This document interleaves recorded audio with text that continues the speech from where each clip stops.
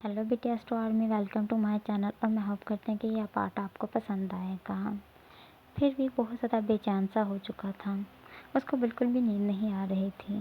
हालांकि उसको पहले भी नहीं आ रही थी, लेकिन पहले उसको लग रहा था कि वो बिल्कुल ठीक कर रहा है। उसको शुगर से दूर रहना चाहिए क्योंकि वो जिमिन से प्यार करता है। लेकिन अब उसको जिमिन के लिए भी बुरा लग रहा था क्योंकि वो ये जान चुका था कि जिमिन उसको जब वो छोटी थी तब से प्यार करती है, जबकि भी उसको एक छोटी बच्ची समझता था। फिर वो विंडो के करीब जाता है और आसमान की तरफ देखता है। फिर वो चाँद को देखता है और कहता है, मैंने सुना है मरने के बाद लोग स्टार बन जाते हैं, लेकिन मेरी ज़मीन इतनी खूबसूरत है कि मुझे लगता है कि वो चाँद बनी हुई है, स्टार तो कुछ भी नहीं है। फिर वो चाँद की तरफ देखता है और कहता है, ज़मीन बेबी प्लीज़ बताओ मैं ठीक कर रहा हूँ ना? मैं गलत नहीं कर रहा। मैं तुम्हारा हस्बैंड हूँ तो मैं किसी और लड़की के लिए फीलिंग कैसे ला सकता हूँ? किसी और लड़के से प्यार कैसे कर सकता हूँ? प्यार तो लाइफ में एक बार होता है ना, और ट्रू लव तो एक बार ही होता है। तो मुझे तुमसे हो चुका है, फिर मैं क्यों शुगर के लिए कुछ फ़ील करूँ? देखो मैं ठीक कर रहा हूँ ना, प्लीज़ जिमिन बताओ, अगर मैं ठीक हूँ तो मेरा दिल इतना ज़्यादा बेचैन क्यों है? मुझे शुगर के लिए क्यों बुरा लग रहा है? मेरा क्यों दिल बार बार मुझे कहता है कि मैं शुगर को थाम लूँ, लेकिन मैं अपने दिल की हर बार बात को इग्नोर करता हूँ। लेकिन जिमिन प्लीज़, तुम कहा करती थी कि मेरा दिल तुम्हारे पास है, तुम्हारा दिल मेरे पास है। अगर ये तुम्हारा दिल है तो क्यों क्यों मुझे कहता है कि मैं तुम्हें छोड़कर शुगर के साथ मिल जाऊँ? मुझे ये दिल नहीं चाहिए। प्लीज़ जिमिन, मुझे मेरा दिल वापस करो। अपना दिल मुझसे ले लो। मैं जानता हूँ ये तुम्हारा दिल है, जो शुगर से बहुत ज़्यादा प्यार करता है और शुगर की तरफ बार बार अट्रैक्ट हो रहा है। वे ये कहते हुए रो रहा था क्योंकि वो शुगर को इतने ज़्यादा पेन में नहीं देखना चाहता था। उसने कभी ये उम्मीद तक नहीं किया था कि वो शुगर को दिन ब दिन इतना ज़्यादा पेन देता जा रहा है। अब शुगर को इतना ज़्यादा पेन हो चुका है कि वो अपने मरने तक का इंतज़ार कर रही है। वे कुछ देर तो वहाँ रोता रहता है। वे का बार बार मन कह रहा था कि उसको ड्रिंक कर लेनी चाहिए, लेकिन वे आज ड्रिंक नहीं करना चाहता। आज वो इस दर्द को बर्दाश्त करना चाहता था। इस वजह से वो अपने रूम में आ जाता है। उसको लगता है कि शुभा सो चुकी होगी, लेकिन शुभा उसके बेबी को उठाकर गोद में बैठी हुई थी। वी को जैसे ही वो देखती है तो कहती है, आप आके। वो बिल्कुल ऐसे बिहेवियर करती है कि जैसे उसको पता नहीं है कि वे दूसरे रूम में है। शायद वी काम से ही अभी आया है। वी कहता है, मैं आ चुका हूँ। वी ये कहने के बाद बेड के दूसरी साइड पर जाके बैठता है और कहता है, तुम अभी तक सोई नहीं? शुगर लाइट से स्माइल अपने होंठों पे लाती हुई कहती है, बस सोने ही वाली थी। वैसे आज ज़्यादा टाइम आपको लग गया।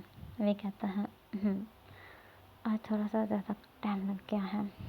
शायद ज़्यादा मसरूफ़ियत थी, या शायद कुछ पाने की ख्वाहिश थी लेकिन पा नहीं पाया। ये कहने के बाद वो बेड पे लेटता है और अपनी आइज़ को क्लोज़ कर लेता है। शुगर भी थोड़ी देर बाद बेड पे लेट जाती है और अपने बेबी को हग कर कर अपने आइज़ को क्लोज़ कर लेती है। थोड़ी देर बाद शुगर को नींद आने लगती है क्योंकि अब वी उसके पास था तो उसके दिल को थोड़ा सा हौसला था, लेकिन वी को अब तक नींद नहीं आई थी। वी की नींद तो ऐसे जैसे किसी ने चुरा ली थी। वी बहुत ज़्यादा बेचैन था। वो बार बार शुगर की तरफ देख रहा था और उसे बहुत बुरा लग रहा था। शुगर एक ऐसी बच्ची थी जिसको भी बहुत ज़्यादा प्यार करता था। वी जैसे ही बेड से उठने लगता है, शुगर उठ जाती है और कहती है, क्या आप कहीं जा रही हैं? वे मुस्कुराता है और कहता है, नहीं, मैं बस विंडो से बाहर की तरफ देखना चाहता हूँ। मैं खुद को लोनली फील कर रहा हूँ। शुगर कहती है, क्या हुआ? क्या तुम्हें अपने लोनलीपन को दूर करने के लिए किसी की ज़रूरत है? वे मुस्कुराता है और कहता है, नहीं, मुझे कभी किसी की ज़रूरत नहीं पड़ी है, क्योंकि शायद ज़िंदगी के सफ़र में हमें अकेले ही रहना बेस्ट है। अगर मैं अकेला रहता तो किसी को भी दुख ना होता। अगर मैं जिमिन से शादी ना करता तो जिमिन के जाने का दुख मुझे इतना ज़्यादा ना होता। और अगर मैं जिमिन से शादी ना करता तो तुम्हें हार्म ना करता, तुम्हें हर्ट ना करता, तुम भी अपनी ज़िंदगी में हैप्पी रहती। शुगा वी की तरफ देखती है और कहती है, मैं चाहती हूँ कि तुम्हारा सारा दर्द मुझे मिल जाए, क्योंकि मैं तुम्हें दर्द में नहीं देख सकती हूँ। अगर तुम्हें किसी भी चीज़ की ज़रूरत है तो तुम मुझे बताओ। जहाँ तक मुझसे हो सके मैं तुम्हारे दर्द को कम करने की कोशिश करूँगी। ये कहने के बाद वो वी के करीब आती है और वी उसको हक कर लेता है और कहता है, मुझे ज़िंदगी की समझ नहीं आ रही। पहले मुझे चीज़ दी जाती है, फिर मुझसे छीन ली जाती है। शिवा कहती है, यही शायद हमारी लाइफ में लिखा हुआ है। हमें कोई भी चीज़ परमानेंट नहीं मिल सकती है, लेकिन तुम्हें पता है कि हमें हर एक चीज़ के साथ अपनी हैप्पी लाइफ स्पेंड करनी चाहिए। भले वो हमारे पास हो या ना हो, हमें हमेशा हैप्पी ही रहना चाहिए। फिर शिवा कहता है, क्या तुम हैप्पी हो? शिवा कहती है, मैं कहता है, झूठ बोल रही हूँ। तुम हैप्पी नहीं हो, बल्कि तुम बहुत ज़्यादा दुखी हो, क्योंकि तुमने मुझे प्यार किया और मैं तुम्हें कभी भी नहीं मिला और ना कभी मिलूँगा। शिखा मुस्कुराती है और कहती है, मैं तुम्हारे 2 बार क्लोज आई हूँ। 2 बार हम फुल नाइट एक साथ थे और बिल्कुल एक साथ थे। तुम 2 बार मेरे हस्बैंड बने हो। मेरे लिए लाइफ स्पेंड करने के लिए वही बहुत है। मैं फील करती हूँ कि मेरी लाइफ पूरी हो चुकी है। अब बाकी जितनी लाइफ है शायद ये चिमचिम के लिए मुझे दी गई है, ताकि मैं चिमचिम का ध्यान रख पाऊँ। ये कहती हुई वो फिर अपनी जगह पे जाने लगती है, लेकिन वे उसका हाथ पकड़ता है और कहता है, क्या मैं तुम्हारी गोद में सिर रख कर सो सकता हूँ? काफ़ी देर हो चुकी है, मुझे आराम की नींद नहीं आई। शायद तुम्हारे गोद में सिर रखने से मुझे आराम से नींद आ जाए। प्लीज़ अपनी फिंगर मेरे बालों में लगाओ, ताकि मेरे दर्द को थोड़ा सा कम कर पाऊँ। शुगर हाँ में अपना सिर हिलाती है, फिर वो वी को अपनी गोद में सिर रखने देती है और अपने हाथ को वी के बालों में फेरती हुई कहती है, क्या तुम्हें सच में थोड़ा सा आराम मिल रहा है? वी हाँ में अपना सिर हिलाता है। शुगर कहती है, क्या जिमिन दी भी ऐसा ही क्या करती थी? वी कहता है, नहीं, कभी भी ऐसा नहीं हुआ, क्योंकि जब जिमिन मेरे पास होती थी तो मुझे कम टेंशन होती थी, क्योंकि तब मुझे कुछ भी नहीं पता था। मुझे लगता था कि जिमिन और मैं एक दूसरे से प्यार करते हैं और खुश हैं। अब मुझे पता चला कि जिमिन के साथ मुझे कोई और भी प्यार करती थी और उसने मेरे लिए बहुत कुछ बर्दाश्त किया है। और अगर तुम मुझसे प्यार करती थी तो तुमने कुकी के साथ अटैचमेंट क्यों की? वो बहुत ज़्यादा हैरान ज़्यादा निगाहों से उसकी तरफ देखते हुए ये सवाल कर रहा था। शुगा स्माइल करती है और कहती है, बस मॉम डैड की खुशी के लिए कुकी से अटैचमेंट करनी पड़ी। वे कहता है, सबकी खुशियों का ध्यान रखती हो? शुगा मुस्कुराती है और कहती हैं, हाँ। वे कहता है, अपनी खुशियों का ध्यान रखा करो। कोई भी हमारे लिए कुछ भी नहीं करता, इस वजह से हमें फर्स्ट अपनी खुशियों का ध्यान रखना चाहिए। वो कहती है, मेरी खुशियों के दिन तो तभी पूरे हो चुके थे जब मैंने तुमसे प्यार किया था। तुम पता है, मैं तुमसे थोड़ी सी छोटी थी और अक्सर देखा करती थी कि तुम बहुत ज़्यादा खूबसूरत थी। हमेशा ही लड़कियां तुम्हारे साथ फ्लर्ट मारती थी, लेकिन मैं बहुत ज़्यादा इनोसेंट थी, इस वजह से मैं उनको कुछ भी नहीं कह पाती थी। बस तुम्हें उनके साथ देखकर बहुत बुरा फील करती थी और मेरी आंखों में अक्सर पानी आ जाया करता था। फिर जैसे जैसे तुम बड़े होते गए, तुम्हारी जिमिन दी के साथ दोस्ती होती गई। फिर जिमिन दी और तुम हमेशा एक साथ रहा करते थे। मुझे बहुत बुरा लगता था, लेकिन फिर भी मैं हैप्पी थी कि तुम जिमिन दी के साथ हर टाइम झगड़ते हो। मुझे पूरा यकीन था कि तुम जिमिन दी के साथ कभी भी प्यार नहीं करोगे। फिर मैं 18 ईयर ओल्ड हुई तो मुझे ये पता चला कि जिमिन दी प्रेग्नेंट है और तुम उसके साथ कई बार इंटीमेट हो चुके हो और तुम दोनों आपस में प्यार करते हो। ये कहती हुई ही उसकी आंखों से पानी गिर रहा था, जो वी के चेहरे पे गिर रहा था। अपने हाथ को बुलाता है और उसकी आंखों को कुलीन करने लगता है। शिवा कहती है, रहने दो, मैं चाहती हूँ कि आज तुम मेरे दर्द को थोड़ा सा फील करो। मेरी आंखों के आंसू तुम्हारी आंखों तक जाएं। ये कहती हुई वो वी के हाथ को पीछे कर देती है।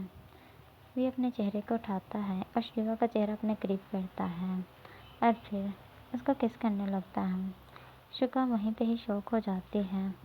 वी कहता है, मैंने सिर्फ तुम्हें चुप कराने के लिए सब किया।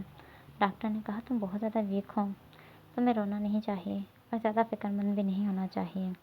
बात सुनो, वैसे भी हम दोनों का सफ़र यहाँ तक ही था, इससे ज़्यादा नहीं है। तुम मेरी एक बात को हमेशा जहन में रखना कि मैं शायद तुम्हारा कभी था ही नहीं। ये कहने के बाद वे बिल्कुल खामोश उसके चेहरे की तरफ देख रहा था। शुगा क्या इस रात थी, लेकिन उसकी आंखों से अब एक पानी का कतरा भी नहीं निकला था, क्योंकि वो मन ही मन में बहुत ज़्यादा रो रही थी। वो वीर से कोई बात नहीं कर रही थी, बस चुप करके बैठी हुई थी और ऊपर आसमान की तरफ देख रही थी, क्योंकि वो शायद अपने खुदा पे अब सब छोड़ देना चाहती थी। वी कहता है, मुझे नींद आ रही है, वी थोड़ी देर में ही उसके गोद में सिर रखकर सो जाता है। शुगा मुस्कुराती है और कहती है, कम से कम उसको आज सुकून भरी नींद तो आई। चलो मेरी वजह से ही सही, उसको थोड़ा सा सुकून तो आया। अगर बेचैन मैं हूँ तो मुझे यकीन तुम भी हो, क्योंकि मुझे अपने खुदा पे पूरा यकीन है कि मेरा कोट इतना ज़्यादा मेरे साथ गलत नहीं कर सकता है। वो एक दिन ना तो एक दिन मेरे लिए कुछ फीलिंग्स तुम्हारे दिल में डालेगा, और मैं उस दिन का बहुत बेताबी से इंतज़ार कर रही हूँ। जिस दिन 1% भी मेरे लिए तुम्हारे दिल में फीलिंग्स आ गई, तो उस दिन मैं खुद को दुनिया की सबसे ज़्यादा लकी लड़की समझूंगी। शुगा ये कहकर वी के फोरहेड पे किस करती है और ऐसे ही उसको सोने देती है। उसको अपने गोद से बिल्कुल भी नहीं उठाती है। हालांकि शुगा पूरी रात भर बैठी रही थी और वह सुबह बहुत ज़्यादा थक चुकी थी, क्योंकि उसकी कमर में दर्द होने लगा था। आखिर पूरी रात उसने बैठ के गुजारी थी। वी जैसे ही उठता है तो उसके चेहरे की तरफ देखता है। फिर वी को याद आता है कि वो रात भर शुगा की गोद में सिर रख कर सोया रहा है। वह जल्दी से उठता है और शुगा की तरफ देखता है। शुगा एक मीठी स्माइल के साथ उसकी तरफ देखती है और कहती है, गुड मॉर्निंग, क्या तुम्हें रात को अच्छे से नींद आई? वे कहता है, तुम पागल हो, तुम बहुत बड़ी पागल हो। तुमने रात भर मुझे ऐसे ही रहने दिया और खुद तुम बैठी रही। तुम्हें मुझे उठाना चाहिए था या मेरा सिर उठाकर अपनी गोद से पीछे कर देना चाहिए था और खुद सो जाना चाहिए था। दिन भर तुम बेबी को संभालती हो, रात भर तुम मेरी वजह से डिस्टर्ब रही हो। तुम सच में शुगा पागल हो चुकी हो। शुगा मुस्कुराती है और कहती है, तुम काफ़ी आराम से सो रहे थे। मैंने जिमिन बी की डेथ के बाद तुम्हें इतने आराम से सोते हुए कभी भी नहीं देखा है। इस वजह से मेरा दिल नहीं किया। और अगर मैं पागल हूँ तुम्हारी जो खुशियों का और तुम्हारा ध्यान रखती हूँ तो ठीक है। मैं सच में पागल हूँ और मैं पागल बन के ही ज़िंदगी गुजारना चाहती हूँ। और ये कहती हुए मुस्कुरा रही थी। वे उसकी तरफ फिर से देखता है और कहता है, तुम नहीं, मैं पागल हूँ। मुझे तुम्हारा ध्यान रखना चाहिए था। वैसे भी तुम तो बहुत छोटी हो मुझसे। मैं बड़ा हूँ, मुझे ध्यान रखना चाहिए। शिका मुस्कुराती है और कहती है, तुम यूँ कह सकते हो कि तुम मेरे हस्बैंड हो और तुम्हें थोड़ा सा मेरा ध्यान रखना होगा, लेकिन यकीन करो मैं तुम्हारी बहुत अच्छी वाइफ बनने की कोशिश करूँगी। ये कहती हुई शुगा फ्रेश होने के लिए चली जाती है, क्योंकि शुगा को भी पता है कि थोड़ी देर में ही उसका बेबी उठ जाएगा। इस वजह से उसको नीट क्लीन होना है। थोड़ी देर बाद ही उसका बेबी उठ जाता है, फिर उसको अपने बेबी को फ्रेश करवाना होता है और फिर फिट करवाना होता है। इस वजह से वो जल्दी से चली गई थी।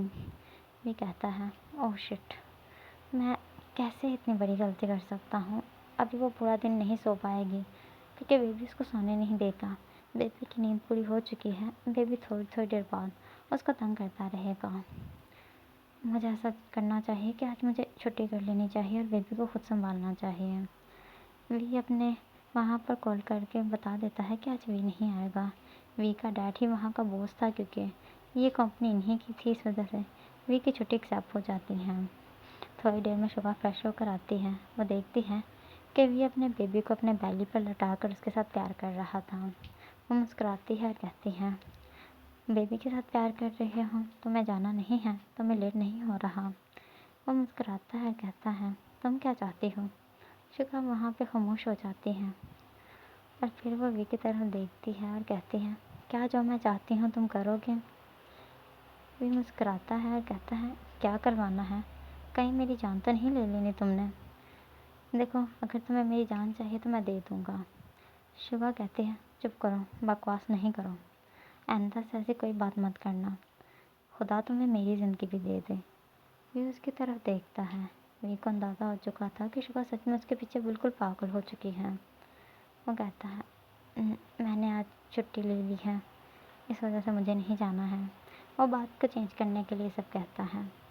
शुगा कहती है, तुम्हें पता है हमारी बातें कभी कभी कबूल हो जाती हैं।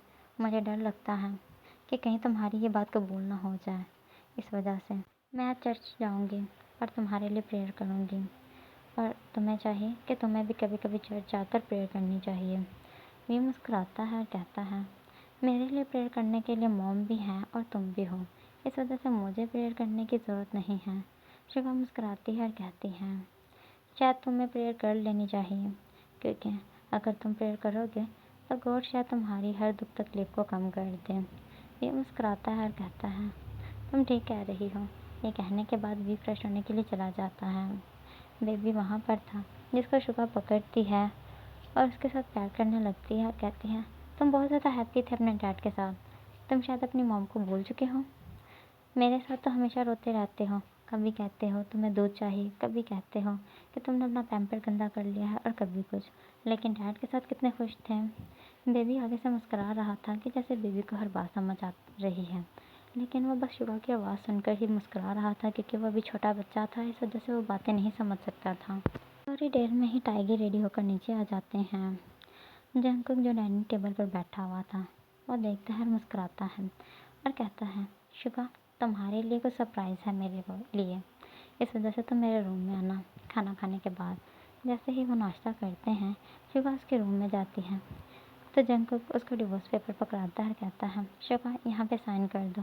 भाई ने पहले ही साइन कर दिए हैं, तुम दोनों का डिवोर्स हो जाएगा और वैसे भी अब मुझसे ज़्यादा इंतज़ार नहीं हो सकता। मैं तुम्हारे साथ अपनी लाइफ स्पेंड करना चाहता हूँ। शुभा जैसे ही सुनती है और जैसे ही देखती है कि वी ने साइन कर दिए हैं उसे बहुत ज़्यादा हर्टिंग होती है। उसका दिल बहुत बुरी तरह हर्ट होता है। क्या वी अब उससे पीछा छुड़वाना चाहता है? क्या शुभा वी पे बोझ बन चुकी है? उसके जहन में बस यही चल रहा था। वो डिवोर्स पेपर लेती है और उसको कुछ समझ ही नहीं आ रही थी। वो ज़मीन पे गिरने लगती है कि जंगकुक उसको पकड़ कर थामने की कोशिश करता है। फिर वो जंगकुक के हाथों को खुद से पीछे करती है और कहती है, मुझे टच मत करो। वो ये कहती हुई पीछे की तरफ जाती है और वाल के साथ टकराती है और उसकी आंखों के आगे अंधेरा आता है और वो ज़मीन पर गिर जाती है। थोड़ी देर में ही पूरे घर में शोर डल जाता है कि शुभा की तबीयत बिल्कुल भी ठीक नहीं है। इस वजह से जल्दी से डॉक्टर को बुलाया जाता है। डॉक्टर वी की इंसल्ट करता है, कहता है, मैंने आपको पहले ही कहा था कि आपको अपनी वाइफ का ध्यान रखना चाहिए। आप क्यों अपनी वाइफ का ध्यान नहीं रखते हैं? वो बहुत ज़्यादा वीक है, उसको टेंशन नहीं देनी है, लेकिन आप बार बार उसको टेंशन दे रहे हैं। वे डॉक्टर की तरफ देखता है और कहता है, मैंने टेंशन नहीं दी है। डॉक्टर कहता है, आप उसके हस्बैंड हैं, आपकी जिम्मेदारी बनती है कि आप ध्यान रखें उसको किस चीज़ की टेंशन है। भले ही आपकी वजह से नहीं टेंशन, लेकिन जो टेंशन है ये भी तो आपको पता होगा ना। ये जंगकुक की तरफ देखता है तो उसको याद आता है कि जंगकुक ने कुछ शुभा के साथ बात करनी थी, लेकिन वह जंगकुक से कुछ भी नहीं पूछता। डॉक्टर मेडिसिन देने के बाद वहाँ से चला जाता है और वो वी को समझा कर जाता है कि ये मेडिसिन एक सही हल नहीं है। सही हल यही है कि शुभा को टेंशन से दूर रखा जाए। उसका जहन अब बहुत ज़्यादा वीक हो चुका है, इस वजह से उसको टेंशन नहीं देनी। त्योंग अपने माइंड में कहता है, ऐसा तो होना ही था, वो हमेशा मेरी फ़िक्र करती रहती है, इस वजह से शायद ये सब हुआ है। ये शुभा के पास बेड पे बैठा हुआ था कि जिन वी को कहती है, वी तुम ठीक कह रहे हो, तुम्हारा और शिवा को डिवोर्स हो जाना चाहिए। शुभा को शायद सच में कुकी की फ़िक्र होती है, वो कुकी के साथ रहना चाहती है, इस वजह से उसकी तबीयत ठीक नहीं रहती है क्योंकि सबको लगता है कि शुभा शायद कुकी को पसंद करती है। कुकी बहुत ज़्यादा शौक था क्योंकि उसने शुभा के साथ जैसे ही डिवोर्स की बात की थी कि शुभा की हालत अचानक से ख़राब हो चुकी थी, इस वजह से वो खामोश था। अब उसको शक होने लगा था कि शुभा के जहन में कुछ और ही चल रहा है। अगर वो कुकी से प्यार करती है तो उसको इतना ज़्यादा डिवोर्स की बात पे बिहेवियर नहीं करना चाहिए था। वो वी की तरफ देखती है और कहता है, वी हायुंग, क्या शुगा मुझसे प्यार करती है? वी बिल्कुल खामोश था। पहले तो वो इजीली कुकी को बताता था कि नहीं, वो तुमसे प्यार करती है, लेकिन अब भी जानता था कि शुगा किससे प्यार करती है, इस वजह से वो खामोश था। जंगकुक फिर तेज़ आवाज़ में कहता है, हायुंग, क्या शुगा मुझसे प्यार करती है? वी कहता है, पता नहीं, शायद सच में मुझे पता नहीं है क्या हो रहा है। वो ये कहकर बिल्कुल चुप हो चुका था। जिन जंगकुक की तरफ शौक होती हुई देखती है। जंगकुक कहता है, अगर शुगा मुझसे प्यार करती है तो वो डिवोर्स की बात से रोने क्यों लगती है? जब वो जैनी को या किसी और लड़की को हायुंग के करीब देखती है तो उसको गुस्सा क्यों आता है? जैसे वी हायुंग उससे दूर जाता है, वो वी हायुंग को पीछे से क्यों लंबे टाइम तक देखती रहती है? वो क्यों वी हायुंग को नोटिस में लेती है? उन्होंने क्या पहना है, क्या खाया है, क्या वो अच्छे से सो रहे हैं, उन्होंने क्यों ड्रिंक की है? वो जिमिन उन्हीं को मिस करते हैं तो क्यों शुगा को बुरा लगता है? क्यों शुगा हमेशा जिमिन की बात को चेंज करने की कोशिश करती है किसी के पास ये सब सवालों के जवाब? जेके ये कहते हुए रो रहा था। जिन जेके को संभालने के लिए उसके करीब आती है, जेके कहता है, मॉम प्लीज़ आप मुझसे दूर रहें, आप वो औरत हो जिन्होंने मुझसे मेरी शुआ को छीना है, जिनको बहुत बुरा लगता है। आरम कहता है, बकवास बंद करो। तुम्हें पता है तुम अपनी मॉम को क्या कह रहे हो? अगर शुगा तुमसे प्यार करती है तो तुमसे शुगा को कोई भी नहीं छीन सकता, और अगर वो तुमसे प्यार नहीं करती तो वो तुम्हारी नहीं है। तुम्हें ये बात शुआ के साथ करनी चाहिए, ना कि मेरी वाइफ को हर्ट करना चाहिए। ये कहता हुआ आरम जिनका हाथ पकड़ता है वहाँ से लेता है। ये उनकी तरफ देख रहा था। ये अपने माइंड में कहता है कि मॉम डैड अभी तक एक दूसरे से बहुत ज़्यादा प्यार करते हैं। मॉम डैड एक दूसरे से इतना प्यार करते हैं कि वो एक दूसरे के अलावा किसी को भी नहीं देखते। वही जिमिन से प्यार करता था तो क्यों वही शुगा की तरफ बार बार अट्रैक्ट हो रहा था? उसके मन में बहुत ज़्यादा सवाल थे। दूसरी तरफ जंगकुक गुस्से से अपने रूम में चला गया था। वी को तो बिल्कुल भी समझ नहीं आ रही थी कि उसे क्या करना चाहिए, क्योंकि वी ने महसूस किया था कि जंगकुक गुस्से में अपने रूम में क्या है। वो जंगकुक के पीछे तो जाना चाहता था, लेकिन वो ऐसा नहीं कर पाता है। दूसरी तरफ शुगा अपने आइज़ को ओपन करती है और वो बैठती है। BTS2 आर्मी में होप करता होगा। अगर पसंद आए तो लाइक और कमेंट ज़रूर करें।